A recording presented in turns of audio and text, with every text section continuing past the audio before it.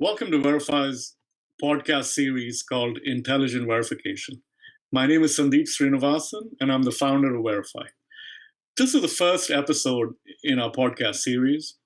In this podcast, we want to talk about the challenges of hardware and software verification and how verification impacts security, innovation, and time to market. Now, verification impacts every consumer and developer on the planet. No consumer wants bugs in their hardware and software, and no developer wants to ship buggy hardware and software. Verification takes up more than 60% of the product cycle, and this trend is increasing due to the increase in complexity and the sheer amount of hardware and software that's being created today. At VerifAI, our mission is to speed up hardware and software verification by greater than 50%. In order for us to execute on our vision, not only do we need exceptional talent, we also need to learn from domain experts and their experiences. Therefore, I'm really excited about our podcast, where we're going to talk to domain experts in hardware verification, software verification, machine learning, programming languages, and many more topics. We at VerifAI believe that disruptive innovation comes when various domains intersect and there's a sharing of knowledge. I'm excited to introduce our first guest in our podcast series, Harry Foster. Hi, Harry. Hello. Harry is a luminary figure in the field of hardware verification. And Harry is currently the chief scientist for the Design Verification Technology Division at Siemens EDA, and is also the co-founder and executive editor for Verification Academy. Harry served as the 2021 Design Automation Conference General Chair, and he's currently advising Design Automation Conference 2022 and 2023. Harry holds multiple patents in verification and has co-authored 6 books on verification. Harry was a recipient of the Accelera Technical Excellence Award for his contributions to developing industry standards. In addition, Harry is the 2022 recipient of ACM SIGDA Distinguished Service Award and the IEEE Council on EDA Outstanding Service Award. Wow, Harry, that is quite a bio. A mouthful. Anything you'd like to add? Anything that I might have missed? No, perhaps we could have cut it down, but I think it's great. That's great, Harry. I'm happy that you're here. So Harry, please tell us about your journey. How did you start your career, and how did you get into EDA and, more specifically, design verification? Yeah, so I started my career at Texas Instruments many years ago. At that point in time, I was actually doing IC design, ASIC design, and board level design. And actually, during that period of time, EDA wasn't like what we think about it today. Many big companies, TI, IBM, and so on, had their own, developed their own tools and stuff. So I moved from actually doing design to doing tool development. And I was all over the spectrum. It wasn't limited to verification. From TI, I left and went to work for Comdex Computer Corporation, which was a supercomputer company based on air-cooled, basically air-cooled Cray class machines. You can think of it that way. And I really focused on tool development at that point. I did like ATPG, pattern generators, fault simulators, timing and power analysis, formal equivalence checking, which was one of my main research areas, and then got into assertion-based tools. But I left, Comdex was acquired by HP, and then I left that and went to work for Verplex, which was a company back in the 2000 timeframe. Their main tools were equivalence checking and assertions. Left Verplex, went to Jasper Design Automation, and then I joined Mentor. And I joined Mentor about 16 years ago, and it's been quite a journey. Wow. Well, thank you for that. What a fantastic career, Harry. And one of the things is both of us, one of the people we both of us know is Professor Jacob Abraham from UT Austin. Uh, and I think, Jacob has had a significant impact, just like yourself, on design verification, test, and the entire gamut. Jacob is also sort of theoretical as well as very practical. And the last time I spoke to him, he talked about his class at UT. And every time he talks about his class, he just sort of shows this great excitement. Now, I believe you teach verification or some courses in his class at UT Austin. Can you tell us a little bit more about this class and what your teaching philosophy is?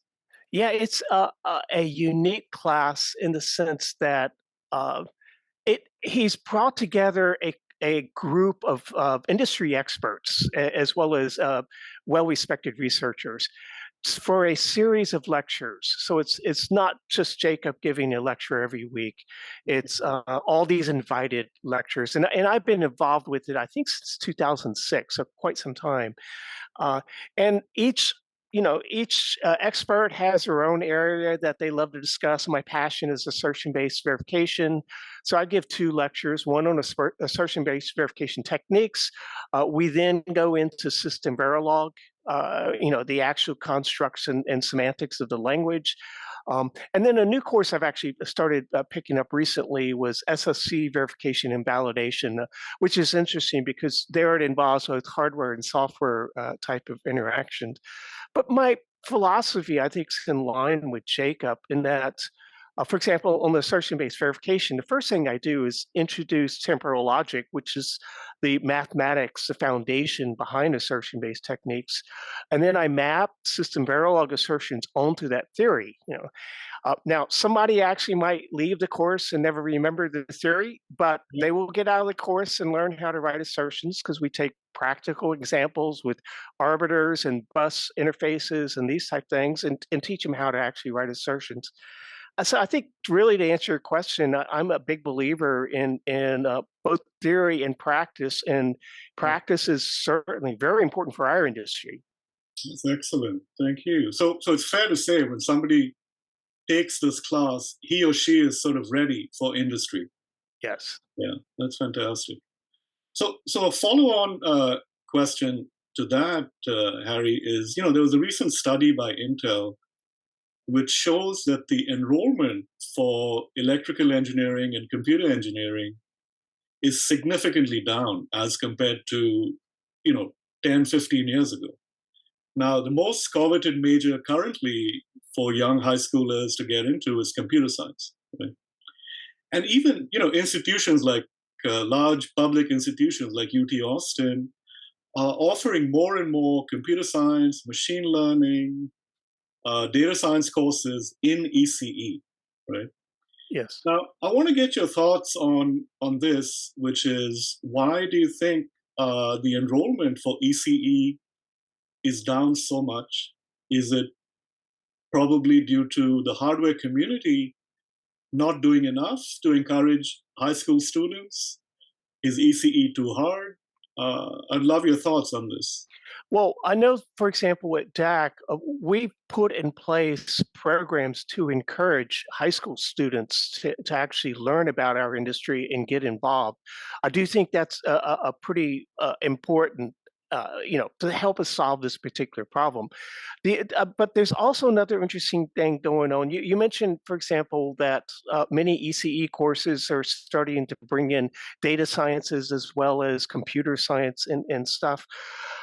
It's an interesting time in that, you know what a Renaissance man is, right? Renaissance man or woman, right? Yeah, Uh, these were people that were basically experts in everything. They were one-dimensional. They were multidimensional.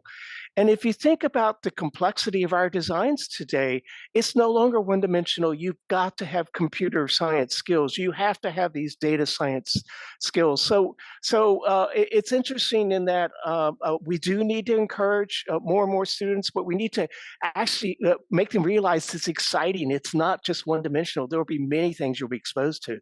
yeah. No, that's great. That's a very, very interesting perspective. Uh, Now, talking about, you know, hardware verification and then let's say software verification, very few computer science students go to college to be a great software tester, right? But then hardware test and verification is sort of a different ballgame. I'd love your thoughts on this as to, what you see. Is it a specialization? Is it a subspecialization? How do you view this? Well, maybe first comment, maybe there should be more students that go to for software tests. Maybe I completely agree. I mean, the stakes are high, and we're going to get into some of the statistics later that we're seeing in terms of industry trends. But the stakes are high in terms of hardware. It is so critical. But one of the interesting things to me about verification engineer, for example, I started, as I said, doing actually IC design, and I moved into verification and tool development. When I was doing hardware design, I could work on a project for 18 months or 3 years, long projects. I could do something of equal complexity in 6 months when it involved software and let's face it, verification engineer, a big part of that is basically a software project, right? Yes. So you have to have multiple skills there. You have to have domain knowledge of the hardware you're dealing with. You have to have unique skills associated with object-oriented programming, how to build coverage models, temporal logic, all these things in verification. I think it's exciting, and it used to be that people treated verification engineers as second class citizens. Yeah. That is no longer the case. You go to any newspaper looking at the want ads, you're going to find significantly more higher demand for verification engineers. So that's where it's at. That's the reason these courses, like Jacob's course, as well as many other universities, have dedicated verification courses. Yeah. That's a great answer. Thank you for sharing that. The other topic I think, which is very, I guess, close to your heart, is let's say formal verification, right? So, it's been over a decade or more, and formal verification is still used, very sparingly in the design community. So, is there anything missing? What is your perspective on this? Is has the innovation slowed down for some reason? No, actually, the innovation, it hasn't slowed down, and in some respects, it's even accelerated. Um, I will answer your question what the issue is and how to actually be effective at doing this. But Yeah. I also want to address the aspect about where are we in terms of adopting this. And I'm ignoring equivalence checking. I'm going to focus on formal property checking in these automatic formal apps. And so if you went back to 2014, you found that 26% of the industry had adopted formal property checking. Okay. Today, that's 36%. Okay, that's only a 4.2% increase, CAGR. So it's incremental, but it is continue to grow. Yet, if you look at this, and that's aggregated across all design sizes, all market segments. If you look at this in terms of design sizes, designs over 10 million gates, you have 50% adoption, so significantly higher on Right. these larger designs. You also look at certain market segments like processors, significantly higher adoption there. Again, we see the slow growth. The question is, what is the issue? Well, I always like to describe it like this. If I came to you and you're a manager of a project and I said, I have this amazing tool that could do constrained random coverage driven verification. And here, just buy it. If you would to buy it, would you succeed? The answer is no. Yeah. Not until your organization matured and learned object oriented programming, how to create coverage models, and so on. So there's the maturing, the same thing in formal. You can't just buy a tool, write some assertions, and go. When Yeah. you get to really complex ones, you're dealing with, like, for example, properties are end to end in nature. That takes a tremendous amount of skill. How to address state explosion? What type of abstractions do I need to put in the design? Or way I write the assertions to actually introduce the abstractions there or the constraints. So that is skills that can be learned, but they must be learned. And without that, people buy a tool, try it out, and put it on the shelf. Yeah. Yeah. So would it be fair to say that you have a lot of hope for the growth? I mean, we went to 36% of usage, and perhaps over the next decade, there'll be a significant rise in use of formal techniques. Yeah. And I think a lot of where this growth is actually going to occur, and we're starting to see this, are these what we refer to as automatic formal apps. Yeah. Here, the user doesn't have to be a formal expert. They don't even have to write the assertions. The tool essentially can identify aspects of the design and create the assertions automatically. For example, it could go through and identify state machines and automatically check for live lock. Right. Uh, so they're very narrowly focused. They're not as broad as what I can accomplish formal property checking, but I do think we'll see a significant amount of growth here because they're much easier to adopt. Yeah. Well, that's great, Harry. Thank you. Now, you've been conducting these research studies, Harry, on verification for a number of years. Can you tell us a bit about a background of these studies and what is the motivation and what are you trying to educate the public about? Well, yeah, in fact, the studies date back 20 years. They go back to Ron Collette International, which conducted two famous studies back in 2002 and 2004.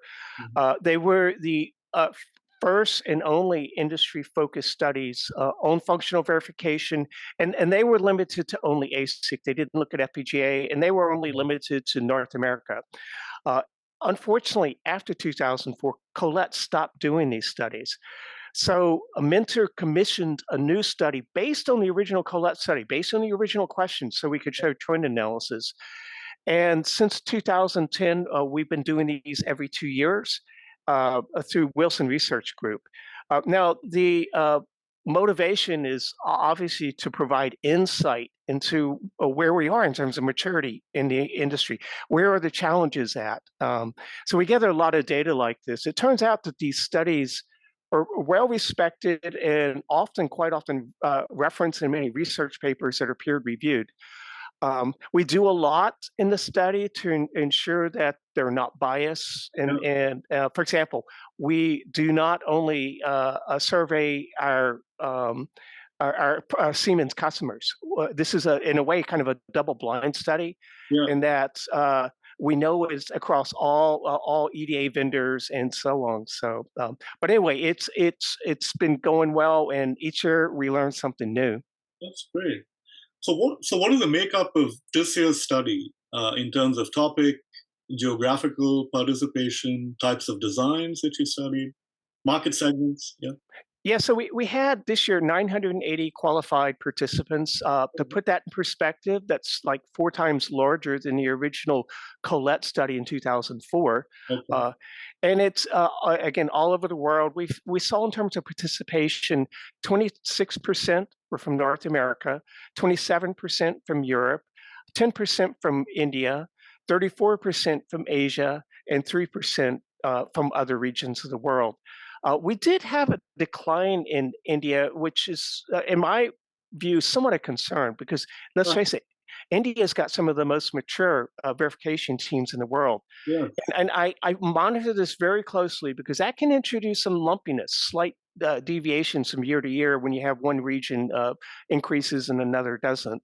Um, but nonetheless, it's still, I feel good about the results, even with that slight decline in India.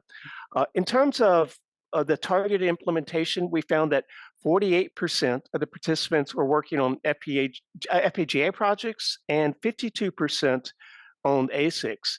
And then market segments, it's all over. It's processor, wireless, cellular, networking, consumer, automotive, aerospace and defense, industrial, medical. We do track all these. By the way, one interesting thing we can do is actually filter down to a specific market segment and look at that and compare it against overall trends. And that's something we often do. Ah, wonderful. So two follow-on questions on this. One is, what is the margin of error and how do you sort of minimize any of these biases? I know you talked about double-blind study.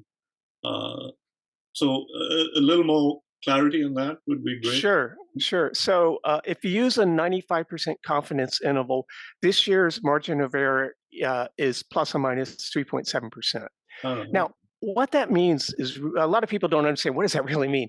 What it means is if I would repeat this study 100 times, what I would expect to find is 95 of those times similar results plus or minus the margin of error. However, 5 of those times it might be totally out in the weeds. Yeah. It is just some sort of anomaly in the study. We have seen that in certain times in the past on certain data points we suspect fell out of the confidence interval.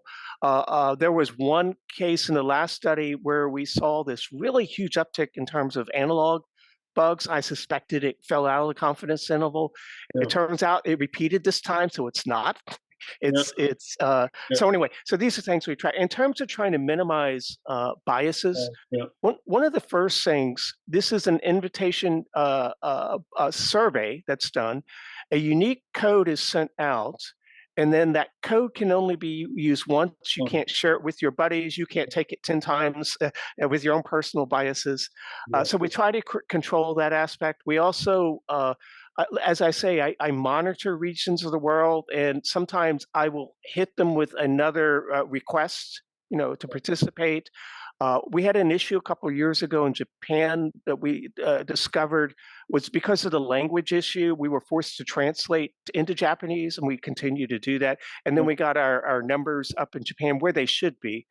So we do pay close attention to these and are looking for these type of biases. Okay, that's great. So, what is the biggest surprise you found in this year's study? And what you mentioned India trending down. So perhaps you can speak to that a little bit, and then share what your biggest surprise was. Yeah, so India trending down. My gut feeling is just an anomaly in this study because we've always had pretty good participation. Next year, next time we do it, which would be 2 years, we might make some other decisions. Maybe augment our lists that come from India, or try other things to figure out how to get those numbers back. I'm not really concerned about that, and even looking at the data, I do see some lumpiness that I know is due to essentially a slight decline in India. In terms of the biggest surprise this year was associated with the number of spins, Ah, and for years we've seen going back 20 years. It's you mean basically silicon? You mean yeah. If we silicon if chips? Yeah. yeah, if you went back 20 years and looked at all the studies, it had hovered around 30% of all projects were able to achieve first look and success. The rest required multiples, and that had been kind of constant over the years. The uh, the surprise this year was that we saw only 24%, and, Oh, and wow. and we have for the past since about 2014 slowly have been seeing this decline in terms of achieving success. Now, the other aspect of that that's important to note is that we're seeing an increased cost in terms of wafer and mask. So even if we stayed at the 30%, Yeah. it's starting to hurt us because those costs are starting to increase significantly, particularly when you went from 24 nanometer down to 3 nanometers. But the fact that we've got two things, we have the increased costs, but we have this downward success in terms of first look and success. That is a surprise, and that's a concern. Wow. So, is there any data that you've collected that would attribute first silicon success or failures to functional bugs or physical design bugs or physical design verification? Yeah, in fact, we do actually track the root cause of various bugs, and there's many things that we're actually tracking from logical, functional to clocking to analog mixed signal, power, timing, and so on. We track all this. The bulk of the issues, which is about 52%, are associated with clocking. Excuse me, with functional and logical flaws. Ah, So anything a project can do to optimize that would be a big win for the project. okay, that's great. Thank you, Harry. Anything new that you started to track this year in your research studies? Yeah, one thing new that we started tracking. It's something I've been meaning to track for the past couple of years, and that's related to the adoption of high-level synthesis and use of high-level languages. We find that 40% of FPGA projects have adopted high-level synthesis, while 30% of ASICs. That shouldn't be too big of a surprise, because typically you find FPGA projects, they're doing a lot of signal processing, Yeah, which today's high-level synthesis lends itself quite well to that. yeah, But from a long-term perspective, why this is important to me is that I feel the way we're ultimately going to get out of the verification crisis will be moving to higher levels of abstraction. That's how we've always dealt with complexity. yeah, And to put this in perspective, one thing that uh, has been kind of a constant forever in our industry is the number of bugs per line of code. Whether it doesn't matter what language you're using, it doesn't matter if you're doing software, hardware, RTL, right, it doesn't matter. It's generally 15 to 50 bugs per 1,000 lines of code. It's been forever known. And that, by the way, that variance between 50 to 50 is due often to the complexity of concurrency that's involved in the design. So why is that important? Well, if I can describe the design in 100 lines of high-level language versus the 1,000 lines of RTL, I reduce my bugs by a factor of 5. I'm still going to have that same constant between right, 50 to 50, but there's less lines of code. And so I do feel that is something that's going to be pretty critical going forward as we continue to improve high-level synthesis to address the verification challenge. yeah. No, thank you. So as a skeptic, I mean, I would say uh, HLS is like quantum computing, which is 20 years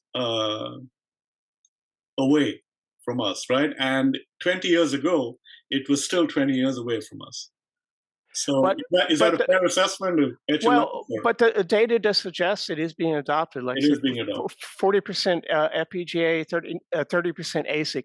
But to your point, I cannot synthesize from a high level every aspect of design. Yeah, There's only portions of the design that I actually can apply this on. Uh, the holy grail would be someday I could do the whole entire design. yeah, yeah. Nonetheless, those that have adopted it or seen that benefit I talked about, the 10x reduction in bugs. No, absolutely. I think the level of abstraction really, really helps, and it's helped us in our industry tremendously. Uh, so, did you, Harry, track anything related to machine learning, AI use, and its use in verification? I mean, that's sort of what Verify is all about. But I'd like your perspective. We did track a few. Well, we tracked in general AI and then some specific things related to verification. And again, this was the first year, so well, it actually first year where we tracked AI accelerators. Uh, Okay. and I'll talk about verification in a minute, but we were curious the percentage of AI cores that we were seeing in Right. designs. And what we found in 2020 was that 27% of ASICs claimed that they had incorporated an AI core in the design. Mm, That grew to 32% in 2 years. So that's one thing that we've tracked. We just started tracking that. It's an interesting trend, and we want to continue tracking that. The other thing we tracked was did the project incorporate some sort of AI or data mining technique in the overall flow? I'm not talking about a tool, right. optimizing tool, but across flow. And what we found was that 17% of FPGA projects claim they had, and 21% ASIC projects. Yeah. Now, I don't know exactly how they're using this, but that's something that we can refine the question going forward. But it is an interesting data point. And again, I can't show trends yet because this is the first year that we asked that question. Yeah, no, that's great. So we're seeing the same thing with our customers. There's a high adoption rate for all our AI solutions for verification that are sort of vendor agnostic solution, if you Yeah, yeah. will. So Harry, moving on to open source efforts and things like that. Companies like Google have significant compute and human resources, and I'd even go as far to say that would probably have more compute and human resources as Siemens EDA, Synopsys, Cadence, right? And these guys are, focused on building AI chips and things like that, the TPU, and they have huge teams that they're hiring. If you just look at LinkedIn or Indeed, Google is hiring tons of verification engineers in the CPU group, and so on and so forth. Now, are you concerned that companies like Google may hurt the EDA business model by open sourcing some of these high-end technologies? Imagine they, open sourced a coverage tool. Imagine they open sourced a formal tool that's scalable. So, do you worry about that as a Siemens chief Uh, scientist? Actually, no. In fact, I actually welcome the Great. work in open source. I actually don't worry about that in terms of what its impact will be on existing tools. And part of the reason is I've been on both sides. Yeah. I worked on industry, and I developed when there weren't solutions back then. For example, equivalence checking is a great example. That up to even when they EDA introduced it, I could still outperform any tool with my equivalence checker Yeah. that came out. Now, the issue is that my tool was amazing. It was optimized for the project. It could do some amazing things, but even within HP at the time when I was there, I couldn't use it on a different project. You know, Yeah.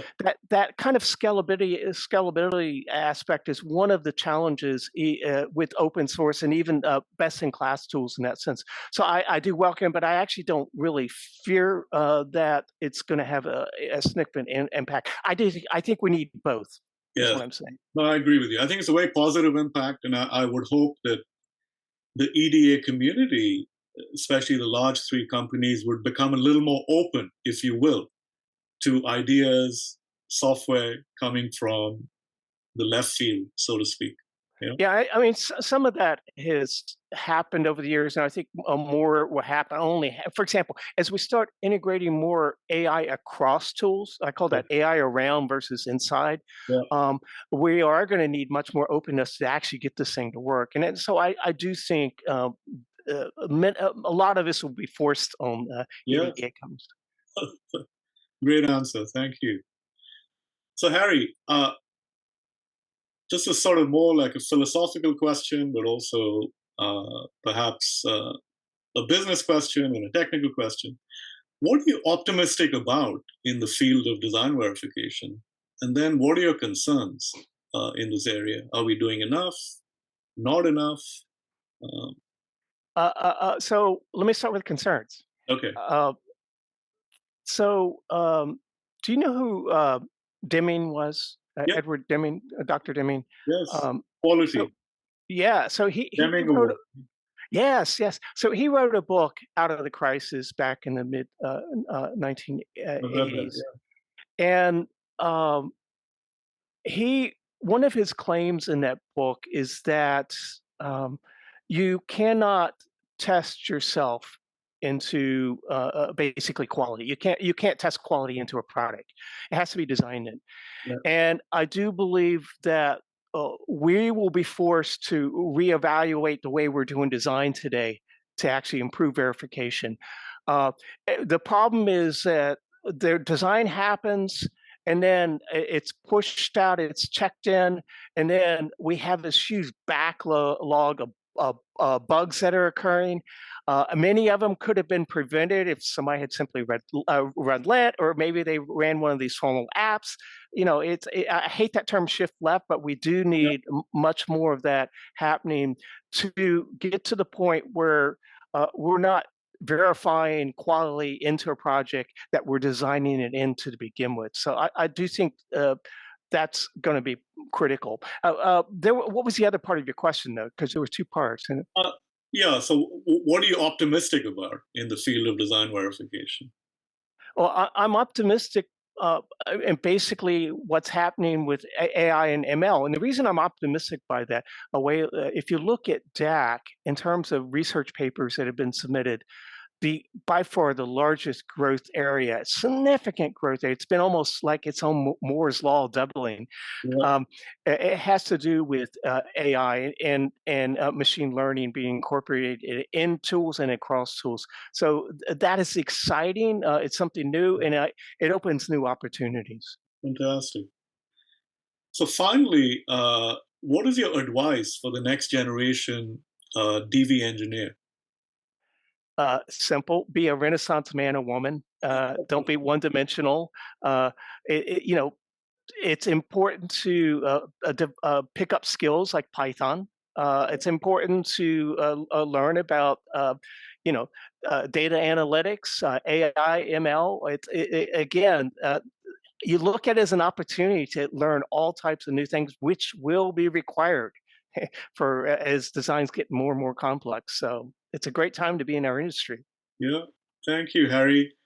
It was a pleasure chatting with you. Thank you for sharing your insights. And I think there's some wonderful, deep insights that you've shared along with data to back it up. And I really love your enthusiasm and energy and your continued contribution to EDA and the design verification community. Well, thank you, Sandy. This has been fun. All right. Thanks, Harry. Bye.